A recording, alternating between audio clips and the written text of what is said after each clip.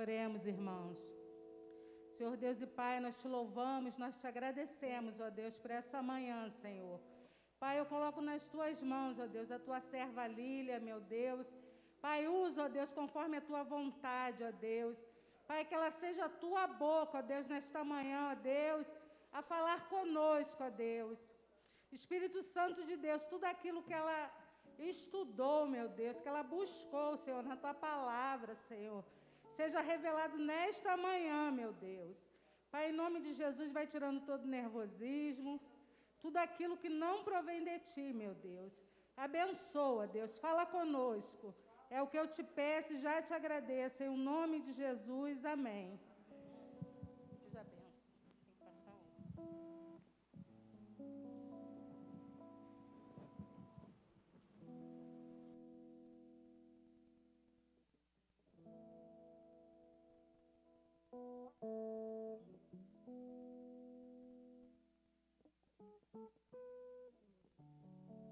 Igreja, é uma alegria muito grande estar aqui de novo, retornando. Fiquei afastada durante uns dias, cuidando da saúde, estava adoecida e de todo o meu coração. Podem sentar, igreja. Eu quero agradecer a cada um de vocês que estiveram orando pela minha saúde, que estiveram me mandando mensagem, ligando. Não puderam me visitar, né? Porque eu fiquei isolada. Mas eu senti o carinho e o amor de vocês, através de todo o cuidado. Muito obrigada. Muito obrigada à família Peniel, aqui que o Senhor me plantou, e aqui eu agradeço pela vida de cada um de vocês. Obrigada de todo o meu coração.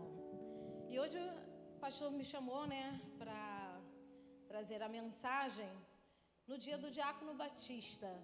E hoje a gente vai falar do tema Servindo com Amor. Deixa eu beber aqui um pouquinho de água, porque eu já estou com sede.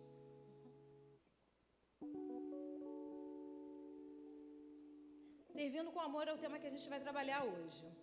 Nada mais propício falar do serviço, né, justamente no dia de hoje, que é comemorado o dia do Diácono Batista. E a gente vai, ao longo da mensagem, entender 3 principais pontos. Primeiro, o amor. O segundo, o serviço. E o terceiro, que é trabalhando com a motivação correta, né? Que isso tudo engloba aí esse tema. E para a gente falar do diácono, né? A gente fala diretamente de serviço. Em Atos capítulo 6, a Bíblia nos traz a criação do ministério diaconal. Ele foi instituído pela necessidade da igreja local, naquele momento que se expandia, e os apóstolos, eles foram dedicados ao ministério da palavra e da oração, e os diáconos assim instituídos, eles cuidavam das viúvas, do serviço, da necessidade daquele povo, inclusive os idosos. E em 1 Timóteo, eu queria que a igreja abrisse a Bíblia, mas podem ficar sentados, ele vai falar sobre as qualificações do diácono. 1 Timóteo, capítulo 3. No início do versículo 1 até o versículo 7, ele vem falando sobre o bispo, sobre os pastores. E a partir do versículo 8, ele vem falando das qualidades do diácono. Que ele seja, para que seja diácono, quem deseja, né, e que ele seja irrepreensível, de uma palavra só, não inclinado a muito vinho, não cobiçosos à sorte da ganância, que ele venha conservar o mistério da fé com a consciência limpa. Eles também que venham primeiramente ser experimentados, e a partir do momento que eles sejam aprovados, eles venham exercer o ministério.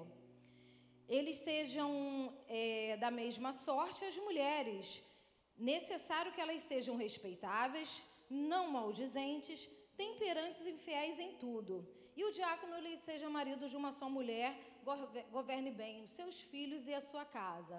E o versículo 13 ele ressalva: pois os que desempenharem o diaconato, ou seja, o serviço, alcançam para si justa preeminência, ou seja, excelência e muita intrepidez na fé de Cristo Jesus. Então, houve a necessidade da criação desse ministério para o serviço e a necessidade. Mediante essas qualificações, quem deseja servir, né, que atenda a essas características, seja provado e então venha exercer o ministério. E o Senhor Jesus, ele nos afirma em João 12, 26, algo bem importante, que se alguém quiser servir, é necessário seguir a Cristo, e onde ele estiver, e também estará o seu servo, e se alguém serve, o Pai o honrará. Olha que coisa tremenda, querido, porque todo aquele que serve Jesus, ele deve ver em si mesmo a característica de um verdadeiro servo, porque para servir é necessário seguir e vice-versa. Então hoje essa palavra, ela não vem somente para os diáconos, para os líderes e para os pastores, é para todos aqueles que seguem verdadeiramente a Cristo. E quem segue verdadeiramente a Cristo é um verdadeiro discípulo, é um verdadeiro adorador. E eu queria fazer uma pergunta nessa manhã. Tem algum discípulo de Cristo aqui em Peniel? Amém. Então essa palavra é para mim e para você. As características dos diáconos, as características de serviço, a Bíblia ela relata desde Gênesis a Apocalipse. Toda a Bíblia ela fala do serviço.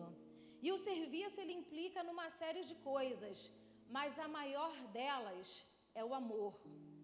A gente não pode entender o serviço sem que primeiramente a gente entenda o amor. E o maior mandamento e exemplo que o próprio Cristo deu foi o maior mandamento que ele nos deixou, que vem em várias partes da Bíblia, mas eu separei Marcos capítulo 12, versículo 30 ao 31. Amarás, pois, o Senhor, o teu Deus, de todo o coração, com toda a tua alma, com todo o teu entendimento e toda a tua força. Amarás o teu próximo como a ti mesmo. E mandamento maior do que esse não há. Ou seja, é buscar a Deus incondicionalmente, é buscar a Deus como o seu propósito de vida, porque as demais coisas elas nos serão acrescentadas. Quando a gente entende isso e a gente mergulha na profundidade da busca do Senhor Jesus, a gente busca a face através de Deus, através do entendimento e se alimenta da palavra de Deus, amar o próximo fica fácil, é consequência, é do amor de Cristo derramado em nós que a gente derrama sobre o nosso próximo. Amém?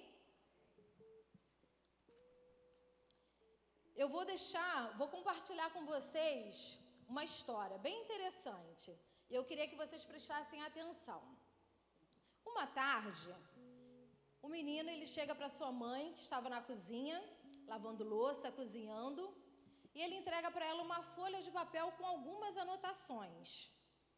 A mãe, ver aquele gesto, ela para, né, seca suas mãos para todo o serviço, senta-se à mesa. E ao ler o papel, vinha as seguintes coisas escritas, as seguintes anotações. Mamãe, levar o lixo para fora, R$3. Por ir ao hortifruti no seu lugar, R$2. Por cuidar do meu irmão mais novo, quando você estava atarefada, R$4. Por ter um boletim com boas notas, R$5. Por varrer o quintal e limpar toda a área, R$3. Total da dívida, mamãe, R$20. Ao terminar de ler, a mãe olha para o menino que estava ali naquela expectativa totalmente ansioso. Ela simplesmente não diz nada. Ela pega um papel, pega um lápis e no verso do papel ela escreve o seguinte: Filho, por te levar 9 meses em meu ventre e dar-te a vida, não te cobrei nada. Pelas noites sem dormir, porque estava doente e orava por você, eu não te cobrei nada. Pelos choros, pelos problemas que me causaste, eu também não te cobrei nada. Pela comida, roupas e brinquedos, nada te cobrei. Por te amar incondicionalmente e me sacrificar por você todos os dias, eu não te cobro nada. Total da dívida, o custo total do meu amor por você, nada. O filho, ao ler aqueles escritos de sua mãe, com os olhos cheios de lágrima, ele olha diretamente nos olhos dela e ele diz: mamãe, eu te amo. Abraça a mãe, dá um aperto bem forte, um abraço bem forte, e pega o lápis e com letras garrafais, ele escreve, totalmente pago. Pense nisso. E agora, vamos passar para o momento da palavra, e eu gostaria que a igreja abrisse a Bíblia em Efésios, capítulo 5. Nós vamos ler os versículos 1 e 2, amém?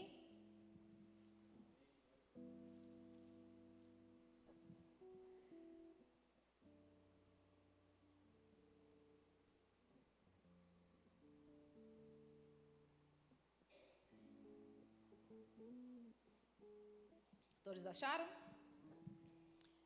Versículo 1 de Efésios, capítulo 5. Sede, pois, imitadores de Deus, como filhos amados, e andai em amor, como também Cristo nos amou e se entregou a si mesmo por nós, como oferta e sacrifício a Deus em aroma suave. Sede, pois, imitadores, ou seja, percorram o mesmo caminho que Cristo percorreu. Andem da mesma forma como Ele andou. Filhos amados, andai em amor, como também Cristo nos amou e entregou por nós, como oferta e sacrifício. Ou seja, nós temos que andar como Cristo, ofertar as nossas vidas, assim como Cristo fez em favor de nós. E entender essas atitudes na sua plenitude, ela nos exige um amadurecimento. Porque não é fácil, querido, é um processo. E o amadurecimento que ele é gerado em nós, ele gera em nós o completo entendimento da pessoa que é Cristo. Ou seja, o amadurecimento é a compreensão das Escrituras, porque ela é a inspiração de Deus. As escrituras sagradas, ela é inspirada por Deus. Ela é dada para o ensino. Ela é útil para o ensino, para a repreensão, para a compreensão, para a educação na justiça. Ou seja, o que nós falamos até o presente momento, o primeiro é amar. Se a gente não amar, a gente não consegue se entregar. Se a gente não consegue se entregar, se a gente não consegue compreender a plenitude de tudo aquilo que Cristo fez por nós, a gente não consegue servir. A gente não consegue adorar da forma correta. Porque como a gente mesmo viu lá no capítulo em João, seguir a Cristo é necessário, para servir a Cristo é necessário seguir. Não tem como dizer que você anda na presença de Cristo se você não o serve. O exemplo foi dado pelo próprio Deus. Nós precisamos ter isso como renovação da nossa mente, para que experimentamos qual é a boa, perfeita e agradável vontade de Deus para as nossas vidas. O segundo ponto que eu quero falar, que serviço é fruto. O serviço, Deus vem trazendo um exemplo claro em Marcos, capítulo 3, dos versículos 13 ao 15.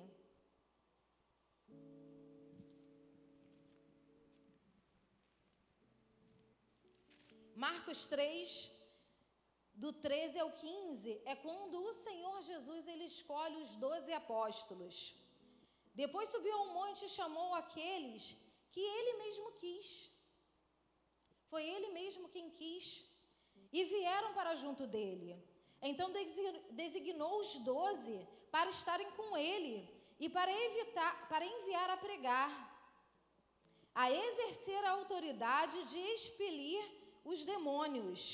Ou seja, o Senhor Jesus, quando escolhe os 12, ele não escolhe para estar ao lado de Cristo para trabalhar. Ele escolhe para estar ao lado dele, para caminhar, para aprender E todo o trabalho que é gerado na vida dos discípulos para ensinamento é fruto da caminhada com Jesus.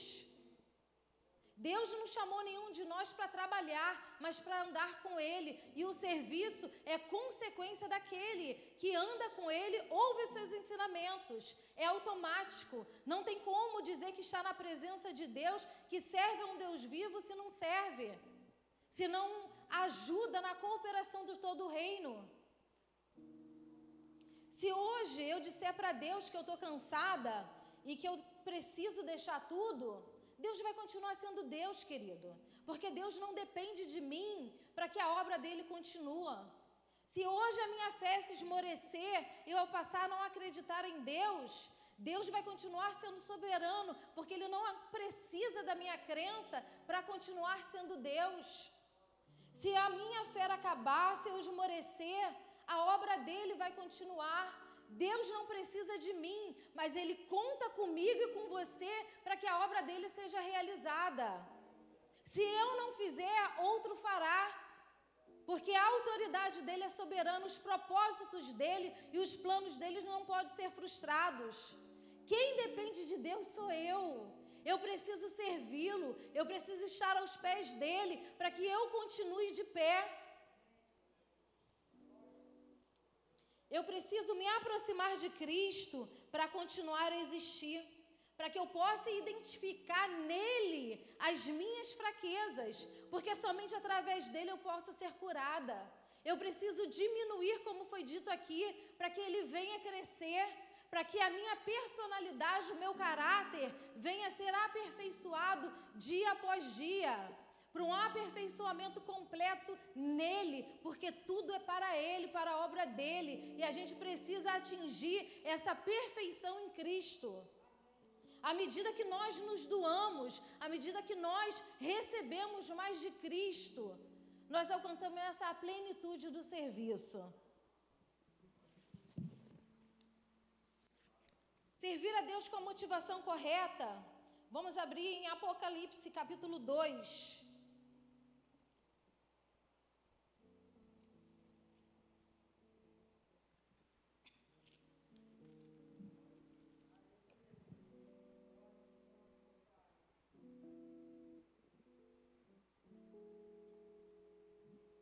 Apocalipse capítulo 2, versículo 2. A carta que é direcionada à igreja de Éfeso. E nós começamos a leitura bíblica por Efésios capítulo 5. Quando Jesus, só recapitulando, ele nos chamou para ser imitadores dele, andar com ele em amor, assim como ele andou.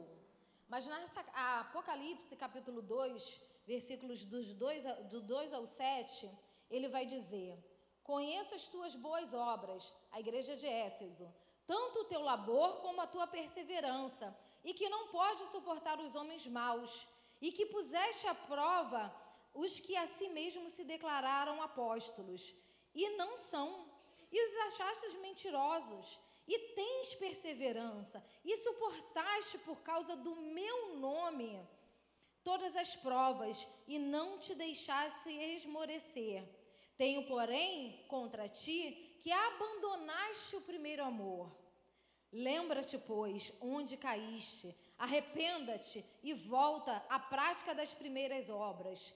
E se não, venho a ti e moverei do seu lugar o teu candeeiro, caso não te arrependas. O versículo 7 ele vai dizer: quem tem ouvidos ouça o que o Espírito diz à igreja. Ao vencedor dar-lhe-ei que se alimente da árvore da vida, que se encontra no paraíso de Deus. Essa carta, quando ela foi escrita, ela primeiramente vem ressaltando as qualidades, a obra que a igreja fazia naquele local, as boas obras. Mas ao longo do período, o que se perdeu foi o brilho do primeiro amor. A chama do primeiro amor, ela foi apagada.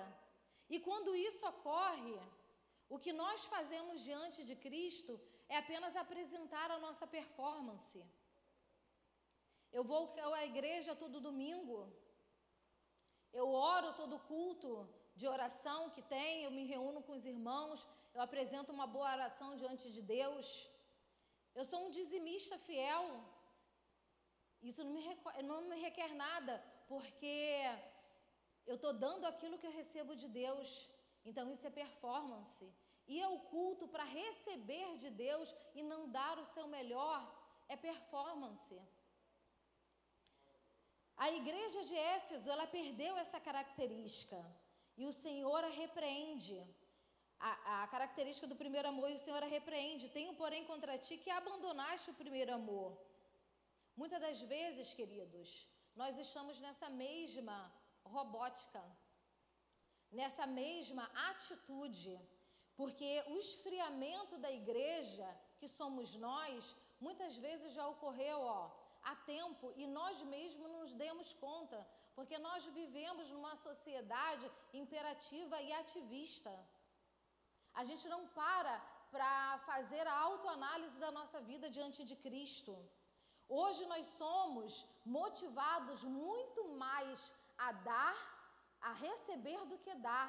Nós somos muito mais hoje uma sociedade consumista do que a sociedade que gera serviço, que se dispõe ao serviço em função do outro.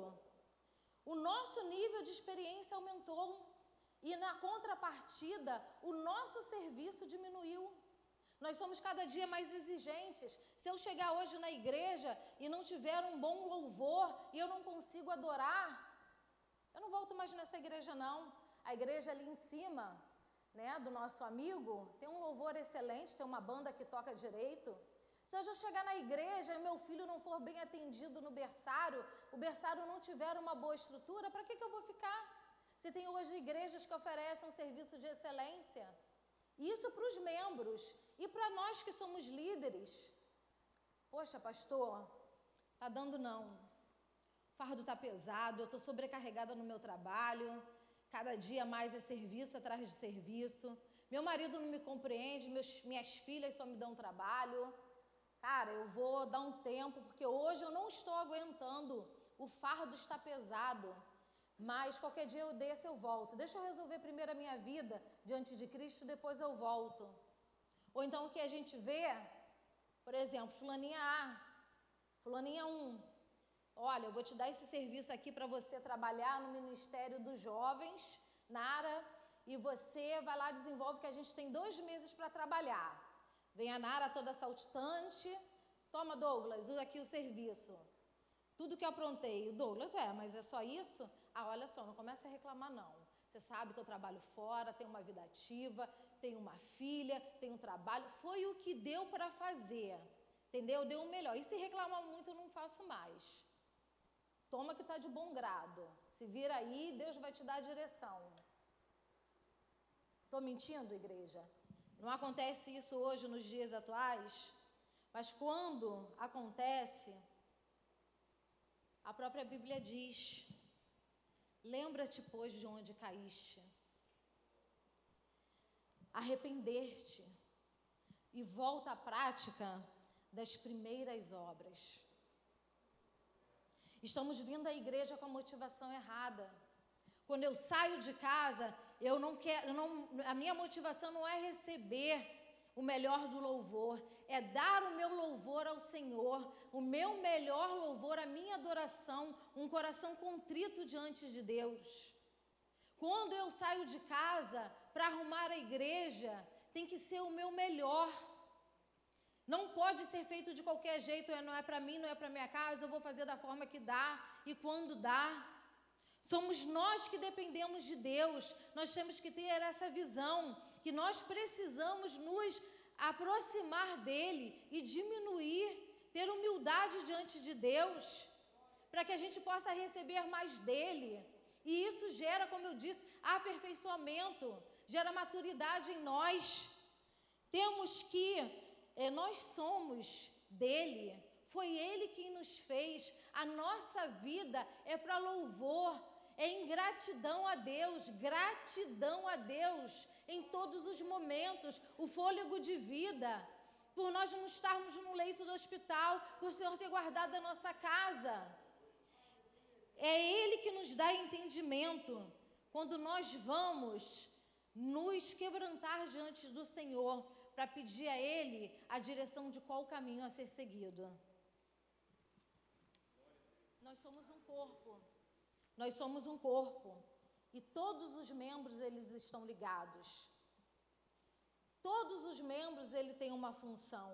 E essa função, ela precisa estar à disposição do reino. É a cooperação de todos.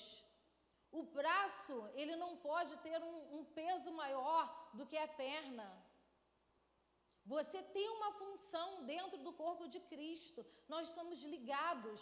Cristo é o cabeça. Você não pode passar a vida toda pensando que você não tem nenhuma função. Se você é corpo, a não ser que você ache que você dentro do corpo é uma verruga, que não tem utilidade, ou um apêndice que se retirar não faz tanta falta. Ei, queridos, o nosso serviço, a nossa cooperação é para o reino. Abram a Bíblia, por favor, em 1 Samuel, capítulo 23.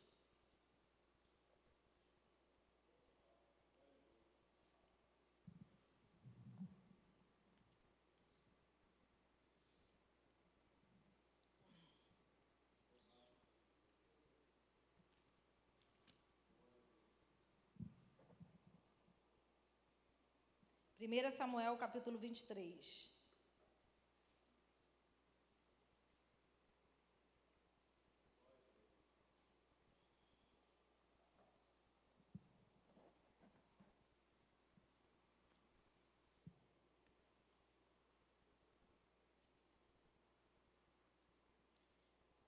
A partir do versículo 2, não, do versículo 1, vamos lá.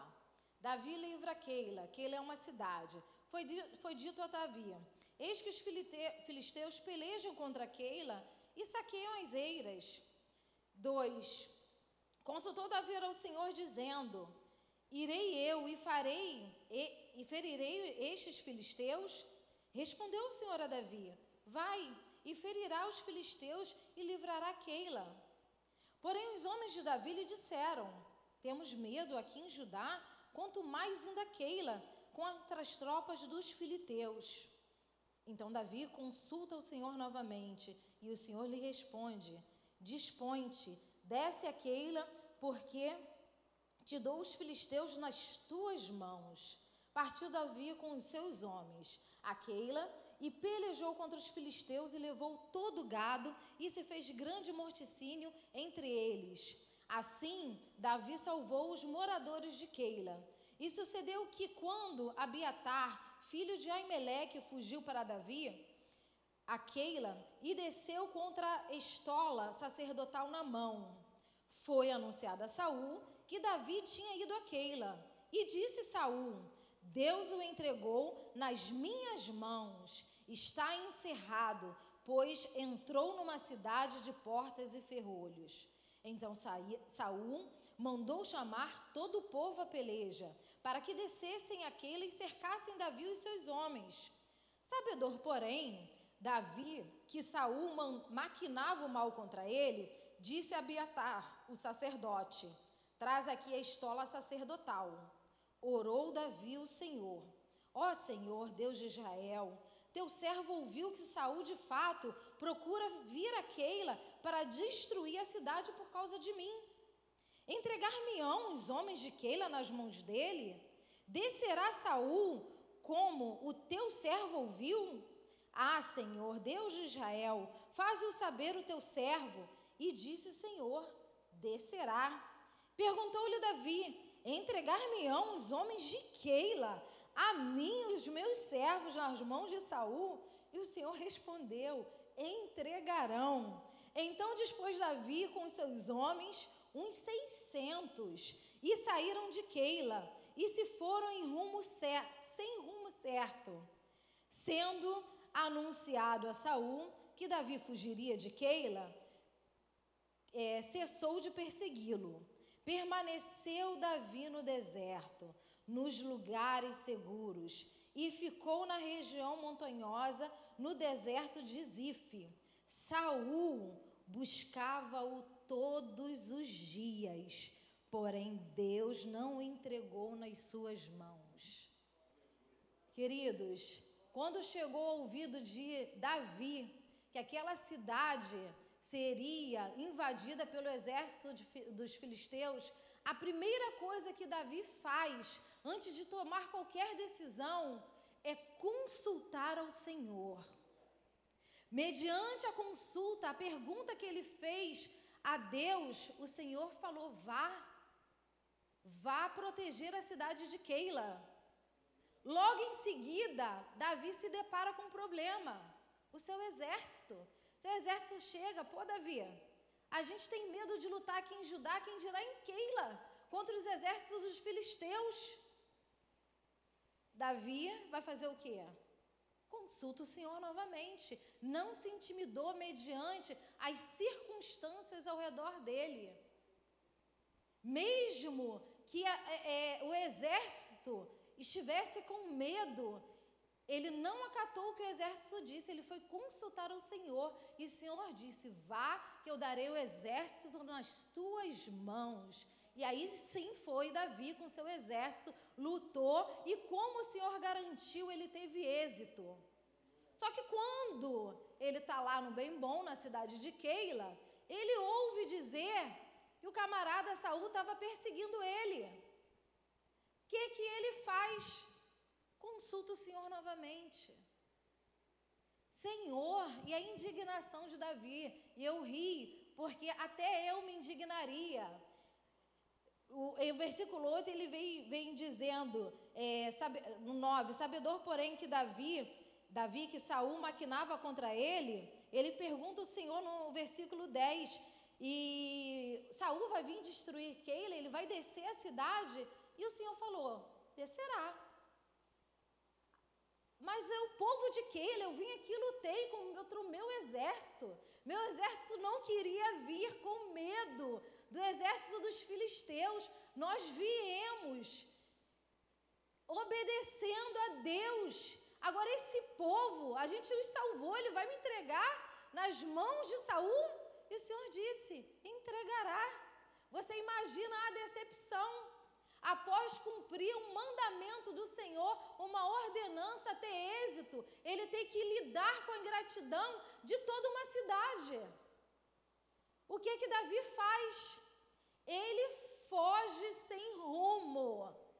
Ele foge sem rumo. Imagina a agonia e a tristeza dele, com 600 homens ao lado dele. E Davi, após uma vitória, ele vai direto para o deserto. Após uma vitória, ele vai viver em cavernas se escondendo. Mas em tudo, o Senhor não o entregou a Saul.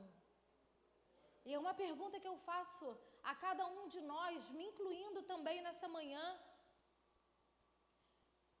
Quais são as lutas que têm nos parado para impedir que a gente exerça o nosso serviço na casa do Senhor, ou a luta que nos fez parar? Foi a falta de orientação de Deus? Foi uma decisão mesmo que nós tomamos pelas nossas próprias convicções e erramos em não buscar o Senhor e estamos pagando preço porque nós colhemos aquilo que plantamos? Será que é a voz que nós estamos dando aos que estão à nossa volta, que por medo não fazem e tentam nos parar também? Será que é a ingratidão, a dificuldade de lidar com a ingratidão? Porque muitos fazemos em favor de muitos, ou de poucos, não importa. E ali a gente tem aquela ingratidão, a gente não tem um reconhecimento que a gente acha que deve ter diante de Deus e das pessoas muitas vezes, e a gente não sabe lidar com isso, e a gente culpa a Deus por isso, pelo homem, e sai da presença de Deus? Ou será porque nós estamos vivendo num deserto? Qual deserto que você está passando hoje? Ou será porque você está habitando em cavernas? Qual foi o exército que se levantou contra você e você não teve forças para reagir? Davi, mediante a todas essas circunstâncias, ele não parou, ele prosseguiu. E a gente conhece a história de Davi. Ainda no deserto, ainda em cavernas, ele poderia estar chorando, ele poderia estar questionando a Deus, mas ele não fez. Vamos abrir no Salmo 23?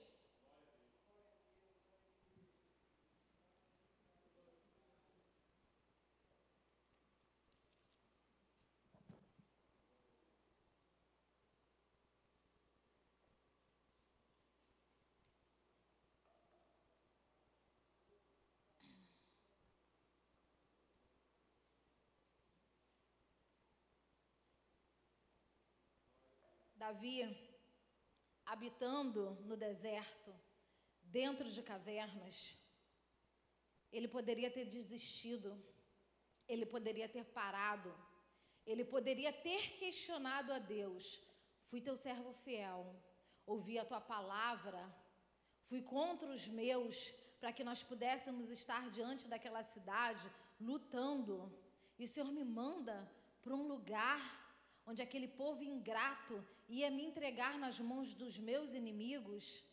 Mas Davi, ele faz o diferente. Ele escreve o Salmo 23 mediante a toda essa circunstância. O Senhor é o meu pastor, nada me faltará. Ele me faz pousar em pastos verdejantes. Leva-me para junto das águas de descanso. Ele refrigera minha alma, guia-me pelas veredas da justiça, por amor ao teu nome.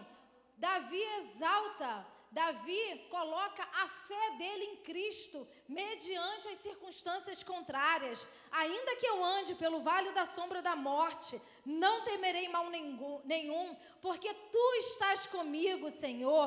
O teu bordão e o teu cajado me consolam. Preparas uma mesa diante dos meus adversários, unge a minha cabeça. Perdão. Me perdoe, vamos lá. Salmo 27. O Senhor é minha luz, me perdoem. O Senhor é minha luz e a minha salvação. De quem terei medo? O Senhor é minha fortaleza, a minha vida, e de quem eu temerei? Quando os malfeitores me sobrevêm para me destruir, e os meus opressores e inimigos, é eles quem tropeçam e caem. Ainda que um exército se acampe contra mim, não se atemorizará o meu coração. Se estourar contra mim a guerra, ainda assim eu terei confiança. Uma coisa eu peço a Deus, e buscarei que eu possa morar na casa do Senhor todos os dias da minha vida, para contemplar a beleza do Senhor e meditar no seu templo. Davi, diante da circunstância, dentro de cavernas, ele ainda assim coloca fé em Deus e pede: uma coisa eu pedirei ao Senhor, que eu venha viver, venha morar na casa dele todos os dias da minha vida, para contemplar a sua beleza. E no dia da adversidade, ele me ocultará no pavilhão. E no recôndito do seu tabernáculo, ele me acolherá. Elevar-me-á sobre uma rocha. Agora será exaltada a minha cabeça acima dos inimigos que me cercam, e no seu tabernáculo é um momento de gratidão. Oferecerei sacrifícios de júbilo, cantarei e salmodiarei ao Senhor pelos grandes feitos que Ele fez na vida dele. Ouve, Senhor, a minha voz, eu clamo, compadece-te de mim e me responde. Ao meu coração me ocorre, buscai a minha presença. Sim, Senhor, buscarei a tua presença. Não me escondas, Senhor, a tua face. Não rejeitas com ira o teu servo. Tu és o meu auxílio, Senhor. Não me recuses, não me desampares, ó Deus da minha salvação. Porque se o meu pai ou se a minha mãe me desamparar, o Senhor me acolherá. Ensina-me, Senhor, independente das circunstâncias, independente do deserto que eu estou atravessando, o teu caminho, e me guia em vereda plana, por causa dos que me espreitam. Não me deixes à vontade dos meus adversários, pois contra mim eles se levantam falsas testemunhas, e só os que respiram crueldade. Eu creio, Senhor, eu creio que verei a bondade do Senhor na terra dos viventes. Espera, igreja, espera pelo Senhor, tem bom ânimo, fortifica o teu coração e espera no Senhor. Aquele que segue a Deus o serve, independente das circunstâncias, espera no Senhor. E eu agradeço a oportunidade que me foi dada. Amém? Louvado seja o Senhor.